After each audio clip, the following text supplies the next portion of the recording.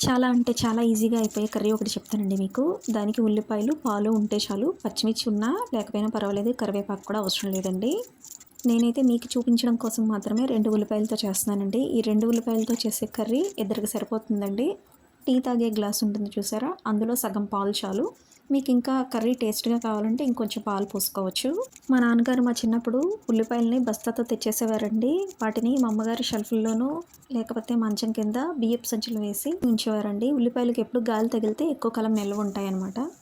ఎప్పుడైనా కూరగాయలు అవైలబుల్‌గా లేనప్పుడు ఉల్లిపాయలు ఇగురు కానీ, ఉల్లిపాయల పులుసు కానీ, లేదంటే ఉల్లిపాయలు పాలు పోసి వండేవారు మా అమ్మగారు. ఈ కర్రీలో నేను కరివేపాకు కూడా వేయలేదండి. కరివేపాకు లేదు. ఎవరో ఒకళ్ళని అడిగి వేయడం నాకు ఇష్టం ఉండదు. ఉంటే వేస్తాను, లేదంటే లేదు. కర్రీని వీడియోలో చూపించిన విధంగా చేసుకోండి. ఒకవేళ నలుగురికి కావాలనుకోండి మీడియం సైజు ఉల్లిపాయలని ఒక 4 తీసుకోండి. చిన్నవైతే అర డజన్ పైనే ఉండాలండి. నేను ఓన్లీ ఉల్లిపాయలు, పచ్చిమిర్చే వేసానని మీరు అలా కాదండి. కొత్తిమీర, కరివేపాకు మీ ఇష్టం. పోపు దినుసులు కూడా వేసుకోవచ్చండి. ఇంకా కమ్మగా ఉంటుంది. నాకైతే ఇలా సింపుల్‌గా చేసి చూపించాలనిపించింది.